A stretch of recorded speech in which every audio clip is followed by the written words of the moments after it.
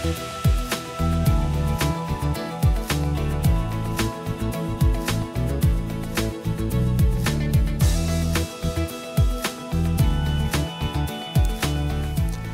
and welcome to our newest edition of Beyond the Politics, a regular examination of the events happening right here in the Quinte region and the people who work so hard behind the scenes to make it all happen. I'm your host, Paul Martin. Joining me for the first time in 2023 is Prince Edward County Mayor Steve Ferguson. Hey Paul, great to be back. Nice to see you. Great to see you. Haven't actually seen you in this format since way back in the election. So we'll talk about that. We'll talk about what happened over Christmas. We'll talk about the Roma conference that just happened. But first, and before we get to all of that, there is something that transcends any municipal boundary that we have to address, which is the passing of Terry Cassidy. Terry Cassidy, of course, was a councillor in Sydney Ward for a very long period of time. He was also a champion of people who had to deal with issues of poverty, homelessness, housing, and food insecurity.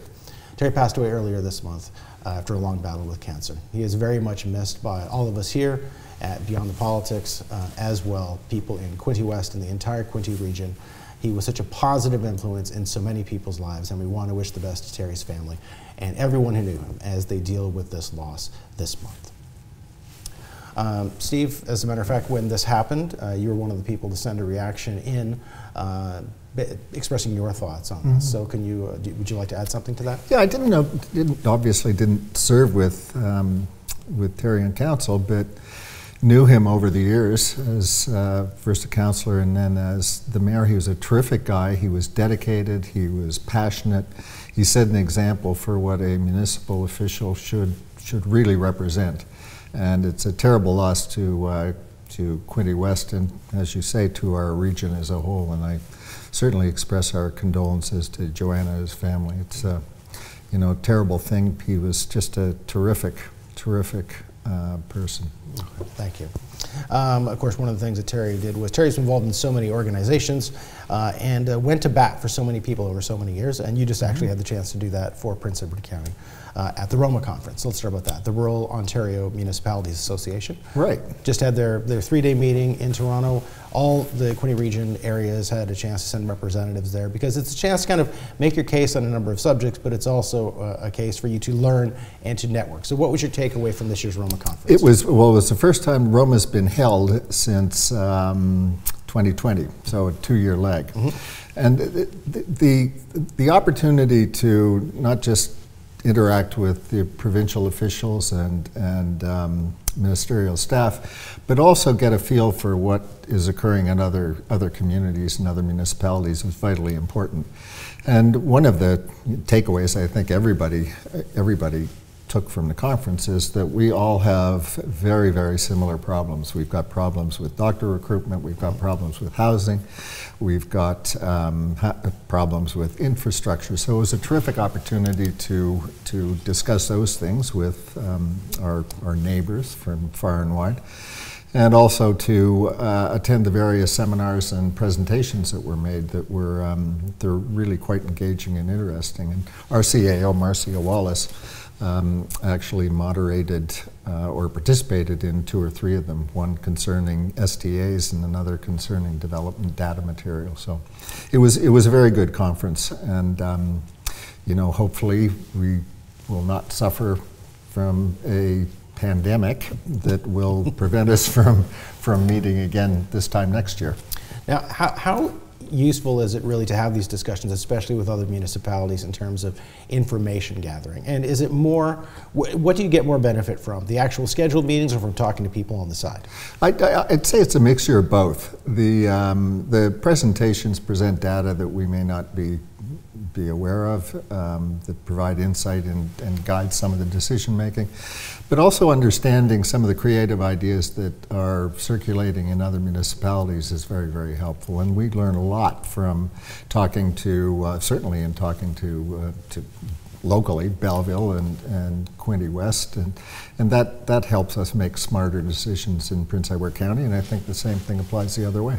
Okay, so, and speaking of working together, before Christmas, as we wait for another approaching storm, the Quinte region was hammered with a major snowstorm, which caused widespread difficulties for a lot of areas, but certainly Prince Edward County was hit, if not the hardest, one of the hardest, and had to deal with it for the longest period of time afterwards, partially because of all local municipalities, Prince Edward County has the most roadways. So in terms of clearing operations alone, it would have presented a huge logistical challenge. So let's take you back to the week leading up to the Christmas weekend, and what kind of information were you getting, or what kind of preparation work even begins then before the storm arrives? Well, we knew the storm was coming. Everybody, I think, knew the storm was coming. We didn't know how bad it was going to be until we were right in it, but we did realize that there was going to be inconvenience over the biggest holiday occasion on the calendar. So what we you know, as I say, the scope of it wasn't understood until we were really in it. And on the, I think it was the 23rd, I declared a state of emergency. And later that day, because if people recall, we had rain in the morning, and by noon it was converting to snow. And the snow began to accumulate very, very quickly. So we, as that progressed, the OPP closed the roads, and we had our road crew out trying to do what they could to clear the roads as much as possible. And then we went into the day before Christmas and Christmas Day, and the blizzards and the wind conditions were brutal, and that was one of the biggest problems because the drifting snow was prohibiting crossing over roadways, prohibiting hydro crews to get in to service blackout areas, our plows to get through. We had plows that went off the road. It was really something that we have never seen before. And I think if you look at the geography of Prince Edward County, we stick out into the lake an awful lot. So we were getting that lake effect snow and wind, and it was really an interesting time. And it spoiled a lot of people's Christmases. Yeah. Now, before we can get to Christmas, so the decision was made on Friday to close the roads. Right. That's a big deal. Like, I mean, you're basically telling people at that point to shelter in place and not to go out on the roads for anything except emergency reasons. Talk about the thinking behind that and what conditions existed on the road then. Because, I mean, it's been a month, still fresh in the mind of a lot of county residents, but for people who weren't there, I don't think they can really get a good concept of what it was like to be told, you can't leave your home or you are going to be pulled over and charged because it is not safe. Well, that's the OPP decision. It's within their jurisdiction.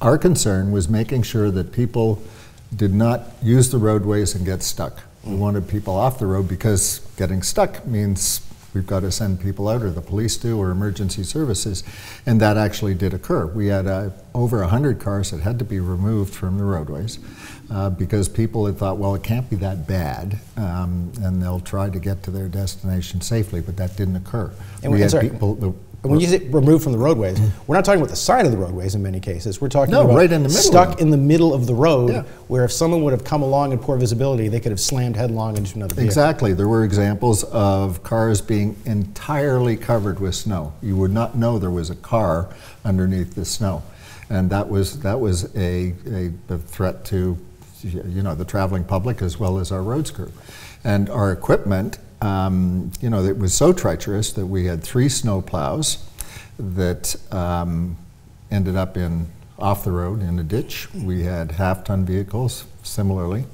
So we did a call out to our neighboring municipalities, including Hastings County, Quinte West, the Mohawks of the Bay of Quinte, and the city of Belleville. And Mayor Ellis and I had a conversation, and he kindly volunteered to send 2 very large pieces of equipment down that aided the clearing of the snow. So we're most grateful to Belleville and to Neil for doing that. So moving forward at that point, so the roads that are shut down, you get through Friday, some people venture out, they get stuck, their car's buried in the snow, and then the power goes out for a large area, and in some cases wasn't restored in the case of the one island for 3 weeks. afterwards, but the crews can't even get to the place they need to go to fix them. No, and this is one of the problems. If we've got cars impeding, stuck in the middle of the road, and Hydro is trying to get out to restore power, well, Hydro can't get out there without being a plow preceding the Hydro truck. But we had Consicon, for instance, was out for 3 days, and we sent out our plows to make sure that Hydro could get in there, but you know, these were the type of things we were facing. We had to make decisions fairly quickly and fairly rapidly. Include staff in that. And this is why I say this. In many cases, councils work on the perception of availability and transparency with their constituents because they're elected. But in many cases, people don't get a chance to either hear from or directly address the staff members who are doing, let's face it, the lion's share of the actual work day to day. So when you have these meetings, is it crucial for you to bring those staff members forward so they can hear from people directly and people get a chance to sort of see and become acquainted with them? Yeah, you know, I don't know why there has to be a mystery about staff. I mean, when we spoke about what happened over Christmas and the snowplow operators, those guys deserve an immense amount of gratitude from the public, and I think putting the face of staff in front of people so they recognize that it's not just a matter of the elected officials passing information on to staff, but staff will actually be out there to listen is important. And I think staff are certainly game. They, you know, they're interested in hearing what the public want as well. They want to know whether they're successful or not successful. So I think it'll be a good opportunity. Do we have a timeline for when those meetings might start? I'm thinking March, but the question is budget and going through that process. Want to get some of that out of the way and then pick a ward, and next month another ward, and go from there. We talked about the message that you wanted to get out and the message you got out of the levy. How positive are you heading into the new year? I mean, there were a lot of challenges during COVID. It's a new council, there are new faces around the table, but you had to go through that major challenge, but it did bring everyone together over the Christmas period. How positive are you, as the mayor of Prince Edward County, heading into 2023? I'm very bullish and very positive. I think Prince Edward County's best days are ahead of it. We've got, admittedly, we've got challenges, but I think as a community,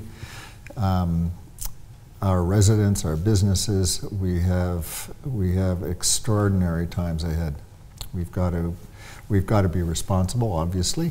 We have to be creative, but Prince Edward County is a municipality unlike any other, and we want to be respectful. And I say to anybody that is interested in coming to Prince Edward County to just respect the reasons that brought you there.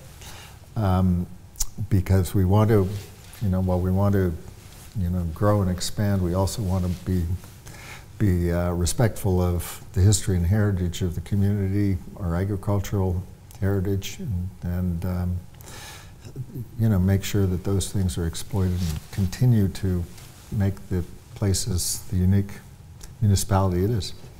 And with that, we come to an end of this edition. Thank you, Steve Ferguson, Mayor of Prince Edward County. You've been watching Beyond the Politics.